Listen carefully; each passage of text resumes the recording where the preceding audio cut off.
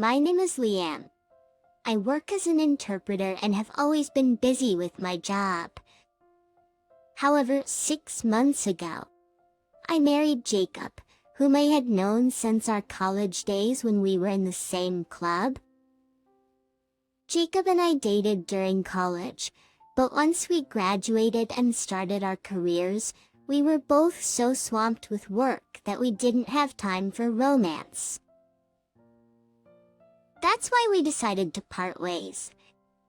However, about a year ago, some of us from our college club decided to catch up and have dinner.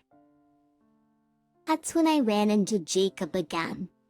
The friends around us suggested, now that you both have settled careers, why not get back together? So, we did. It wasn't a messy breakup, and I never grew to dislike Jacob, so 6 months after getting back together, we got married. Although our recent courtship was brief, after dating for 3 years during college, it felt right. But it turned out to be a mistake. Since the days when we were dating in college, his personality has changed a bit. In our college days, he used to be kind to both women and men, but when we met again, he had become cold towards women. Even when we went out to eat during our college years, he would occasionally say, "I got this." Yet after we reconnected, he never offered to pay once. I wouldn't mind just that, as I believe I should pay my own part, but he said something really awful. You know, I really dislike women who assume they'll get treated just because they're female. Like those who use the restroom right before the check arrives, expecting the guy to cover the bill while they're gone. He said something like that. Moreover, it happened when I had finished eating and said, "I'm going to the restroom." I never expected him to foot the bill, nor did I ever hint at it. It made me mad to think he'd assume that about me. So, I promptly took out my wallet, handed him money for my share, and said, "Well, I really do need to go to the restroom now." His next remark was, "You could have handed over the money more discreetly." It's embarrassing for others to see you pay, isn't it? I was taken aback when he suggested that a girl wanting to go to the restroom was just doing so because she wanted a guy to pick up the check. And on top of that, to complain about how money is handed over even when he's not paying. I certainly didn't expect to be told something like that, and without thinking, I blurted out, "Excuse me, embarrassed by a woman paying? Yet you're clear about never treating. Isn't that contradictory? It's unfair of you to assume I expect you to cover my bill. And now you're nitpicking about the way I hand you money." When I said that, he quickly looked around, conscious of the eyes on us, and stammered, I'm sorry. It seems he's become more conscious of others' opinions than before. Although Jacob and I had our disagreements, they weren't significant enough to call it quits, so we went ahead and got married. But the real shocker was his parents. They seemed much younger than my parents. Apparently, Jacob's mother got pregnant with him at 18. I learned they had a shotgun wedding, but eventually she divorced Jacob's real father. After Jacob graduated from college, she remarried. "Hey, Lam, I heard you're working. How much do you earn? It's enough to support us along with Jacob." When Jacob took me to his parents' home stating, "Now that we're married, I'd like you to formally meet my parents'" mother abruptly brought that up. He confused? I asked. Support?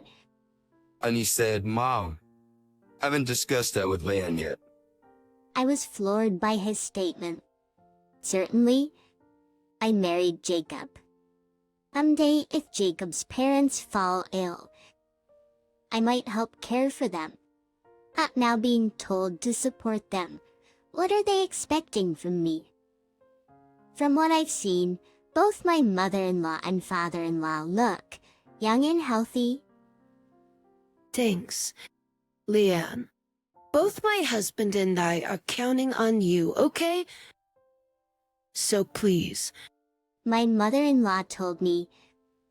I asked in confusion, what do you mean by support?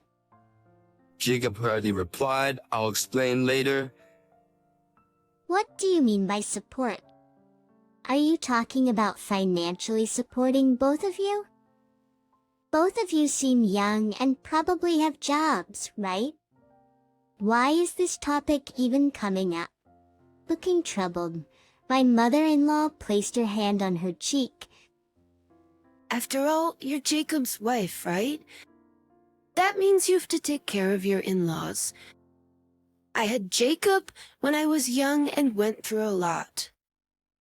So, unlike others, I believe I've earned an early break. That's why my husband quit his job because of jealousy that I was getting money from Jacob daily. Now we can't make ends meet without support. She wasn't joking. She genuinely wanted me to support them. I sighed deeply. Well, it's true that I married Jacob. We have our own family to think about. I'd like to have children. I can't prioritize you over our future children. Just if we have extra money, it'll go into saving for our own house and our children's future. Regardless of how hard you worked in the past, I'm not obligated to support you. He's hearing my firm stance. My mother-in-law looked like she was about to cry. I suspected it was an act, but Jacob shouted, Hey, don't hurt my mom's feelings. Feeling the conversation wouldn't progress, I said, anyways, I won't be supporting you, and decided to head home.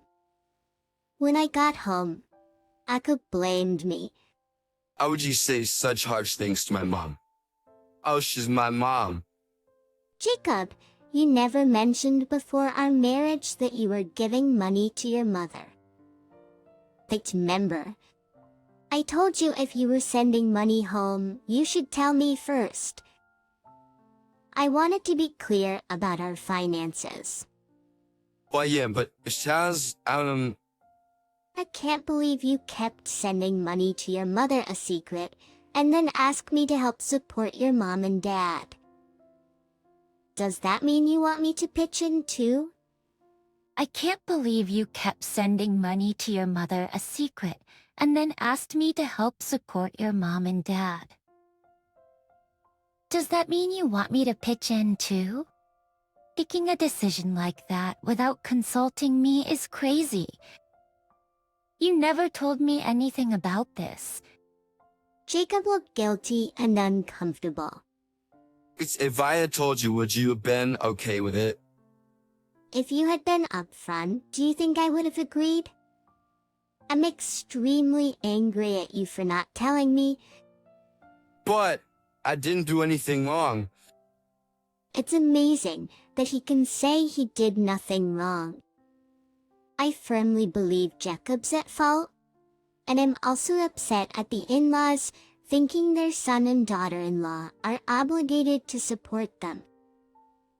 Apparently, my anger was clear because after that incident, both Jacob and my mother-in-law stopped mentioning any financial support. Then, one day, my mother-in-law called me. Hello, Liane? We haven't had a proper chance to talk, have we?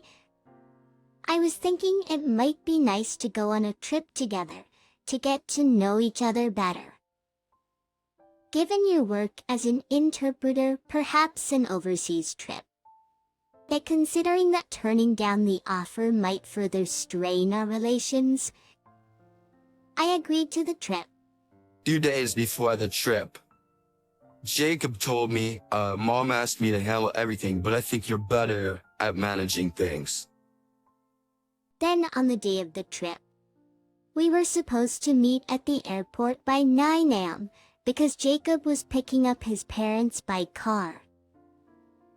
I offered to go with him, but we figured 4 suitcases wouldn't fit in the car, so I decided against it. Just as I was getting ready to leave the house, I received a call from my mother-in-law, as if she had been waiting for the perfect timing. I figured she was probably on her way to the airport by car, but then I heard a loud laughter from her. How does it feel, Liam, to be the only one left behind in the States? Excuse me? I had no clue what she was talking about. Did she mean I couldn't go to the airport with them? No, that doesn't make sense. She would have said I was left at home, not in the States. Sorry? What do you mean by a left behind in the States, sis? It seems you haven't grasped the situation. We're already at the airport. We were actually supposed to leave at 8 a.m. We'll enjoy our trip to Australia without you. What? I rummaged through my belongings and then spoke to her. Well, I have the passports with me. It's not odd for you to have your passport since you're not joining us. We've entrusted ours to Jacob so we won't lose them.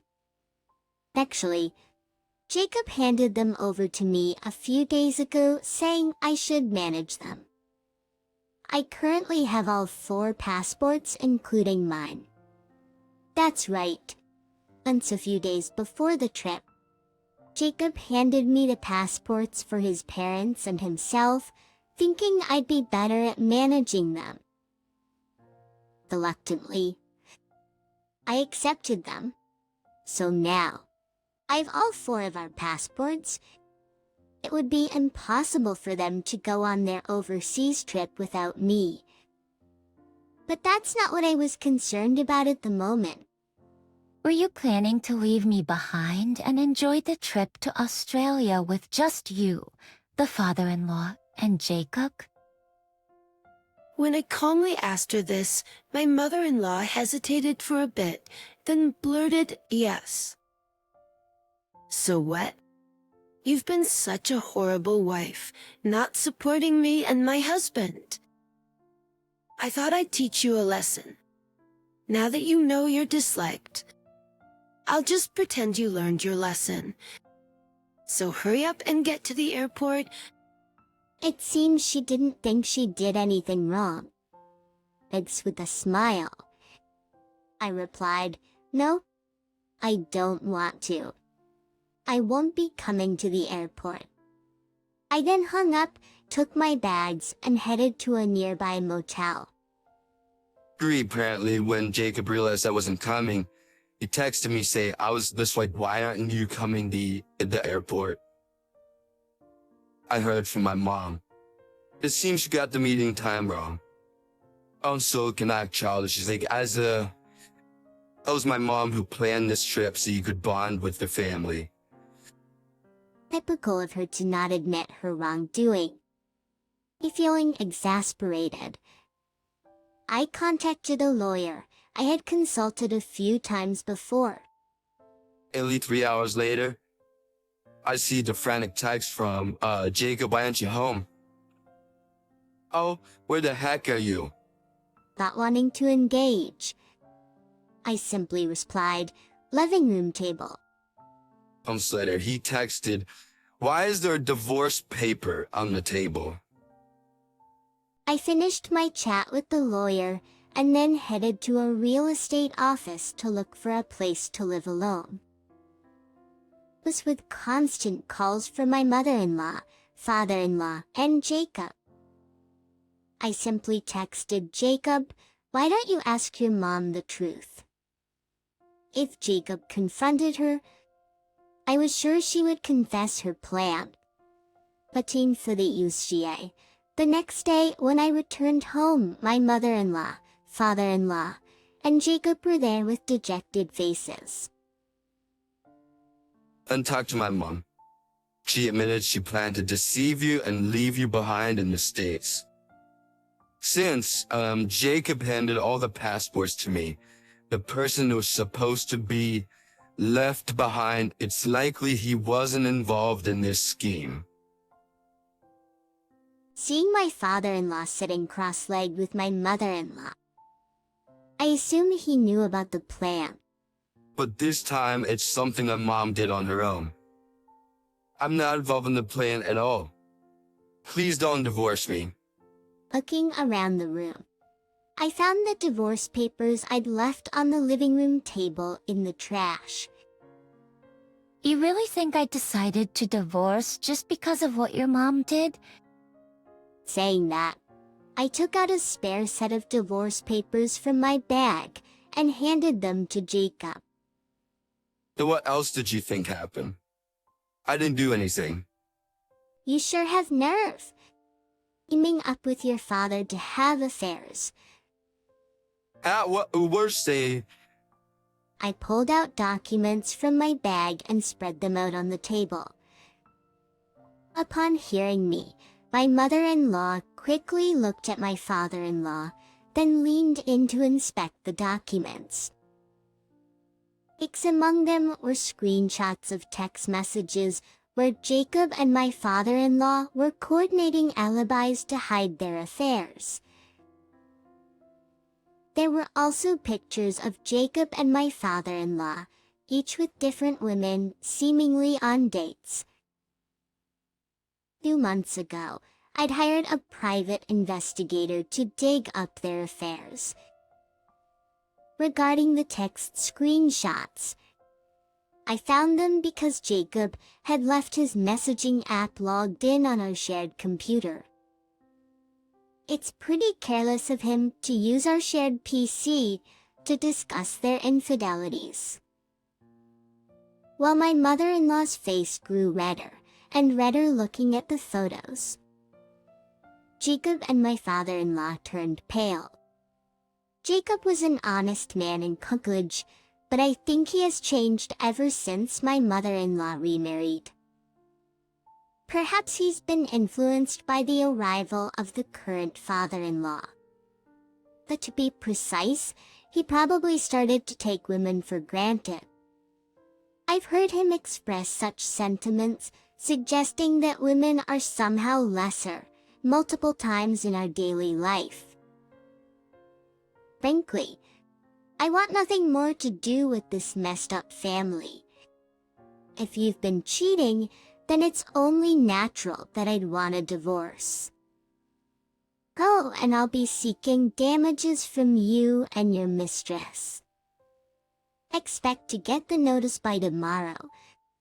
Come on, it's just an affair. All men cheat.